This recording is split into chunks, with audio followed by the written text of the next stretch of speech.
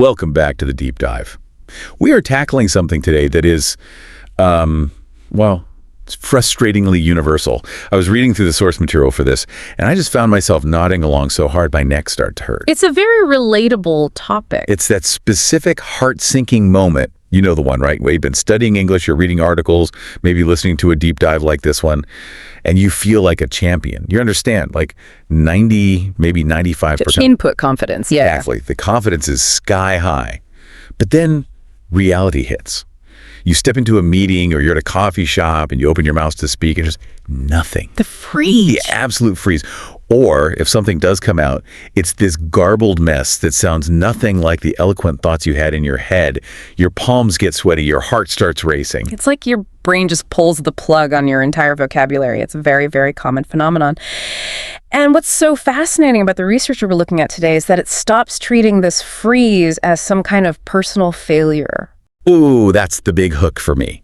Because it really does feel like a failure of intelligence. It feels that way, absolutely. But the source material, it identifies it as more of a mechanical failure, a strategy failure. A strategy failure, okay. Yeah, it introduces this core concept they call the input-output imbalance. Input-output imbalance. Yeah. It sounds a bit like an engineering problem.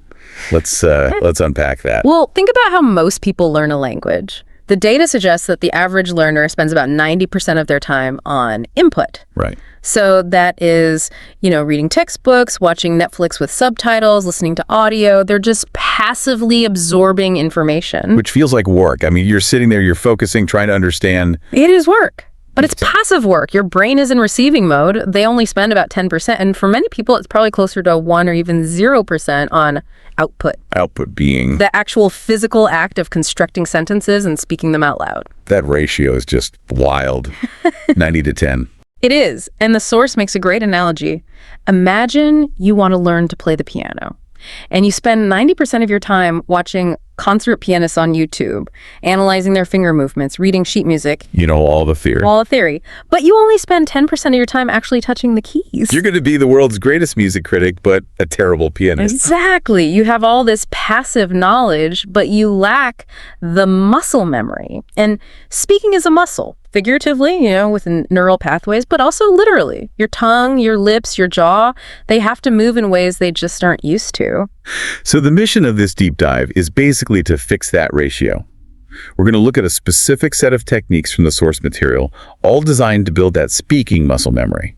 And the best part, you don't need a speaking partner. Which gets rid of the number one excuse, right? I have nobody to talk to. Right. No expensive tutors, no moving to another country, just you. But before we get to the kind of weird, fun stuff like talking to your hand, we have to address the psychological barrier. The fear of mistakes. It's paralyzing. It's that feeling, in your own language, you're smart, you're funny. In a new language, you feel like a toddler. That identity crisis is so real. The source material suggests a mantra, which is, it is okay to make mistakes. But honestly, I think that's a bit weak. Yeah, it's okay. It sounds like you're being patted on the head. Exactly. So the source goes a step further and reframes it. My mistakes help me learn.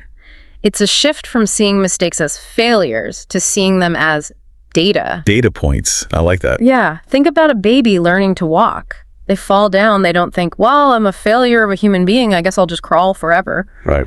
Their brain just registers the balance shift and adjusts. So if you never make a mistake, it just means you're staying way inside your comfort zone. You're not pushing any boundaries. So if you aren't messing up, you aren't actually learning. You're just reciting. Precisely. So for the rest of this, I want you listening to just embrace the mess. The mess is the whole point. Consider the mess embraced. Let's get into this toolkit.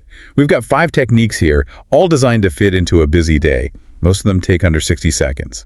The first one is called the 5-finger daily log. I love this one because it anchors the language right to your physical body. It sounds a little like a kid's game, but when I tried it this morning, it was actually surprisingly taxing on my brain. That's a good sign. It means the cognitive load is working. So if you can, just hold up your hand. We're going to use your fingers as triggers for 5 specific types of sentences. Can you walk us through this? Sure. Okay, so start with your first finger, thumb, index, doesn't matter. This represents something you did this morning.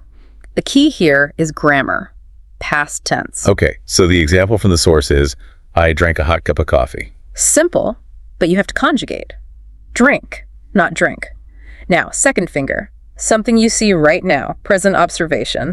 I see a blue pen on my desk, or for me, right now, I see a microphone. Perfect. Third finger, this one is your internal state, how you feel. I feel highly caffeinated. That's a valid feeling the source uses. I feel a bit tired but happy. This forces you to access your adjectives, your emotional vocabulary. Right, fourth finger. This one is about desire.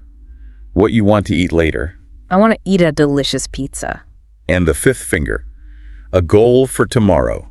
So future tense. Tomorrow, I will learn 3 new words. Okay, now that took, 30 seconds? Less. But look at the mental gymnastics you just did. You went from past simple to present simple to your emotional state to desire and then to a future intention. You forced your brain to toggle between 5 different grammatical structures. Boom, boom, boom. That's the deep dive insight right there. It feels like a simple checklist, but it's actually interval training for your grammar brain. Exactly. Usually when we study, we might stick to one tense for an hour. Today is past tense day. But real life isn't like that, is it? Not at all. Real conversations jump all over the place. This little exercise trains that switching mechanism. And you always have your hand with you, waiting for the bus. 5 fingers, water's boiling. Yeah. 5 fingers. It just removes all the friction. No app, no notebook, just your hand. I love that, but I can already hear a specific objection. Someone's yelling at their speakers right now. That's easy for you. I don't have the vocabulary. I only know 50 words. Ah, yes. The vocabulary trap. This belief that I can't speak until I know more words. It's the I'll start when I'm ready syndrome. I need to memorize the entire dictionary before I can order a coffee. And the source material just hits back at this so hard, it argues you don't need 5,000 words to communicate. You need to treat the words you do have like a puzzle. Like a puzzle. It's all about utility over quantity. You can express really complex ideas with very simple words if you just know how to manipulate them. The source talks about these superhero words. And the caption of the superhero team is the word get.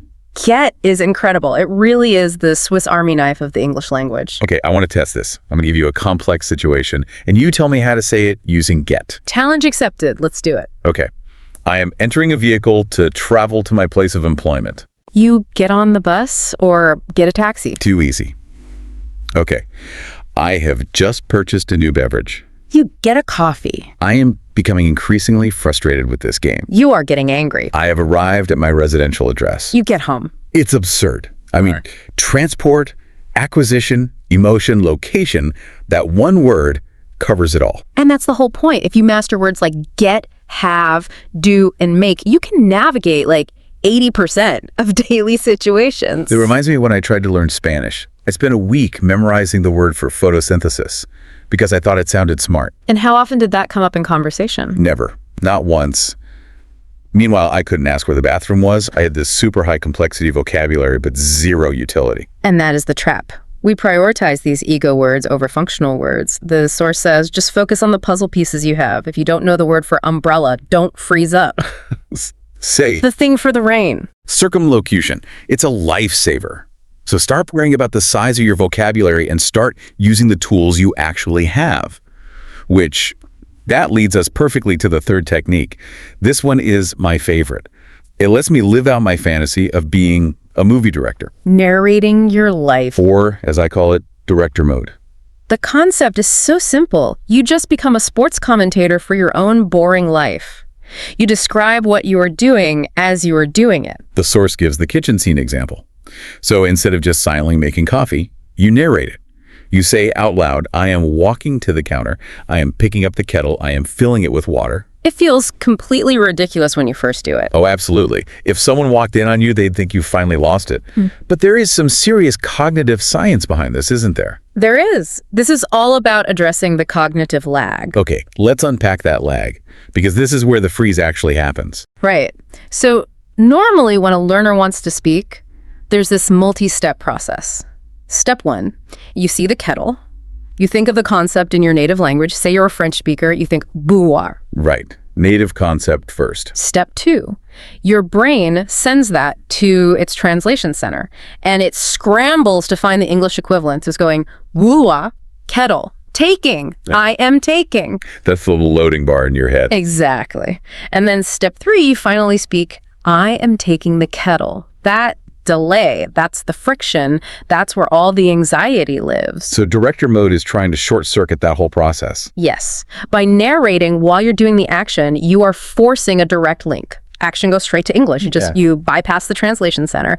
You're wiring your brain to associate the physical act of picking up the kettle directly with the English words picking up the kettle. That makes so much sense. You're cutting out the middleman. And it's exhausting. You shouldn't try to do this for an hour. The source says 30 seconds to a minute is plenty. Let's try a quick role play. I'll narrate making a sandwich. You can critique my form. Go for it. Okay.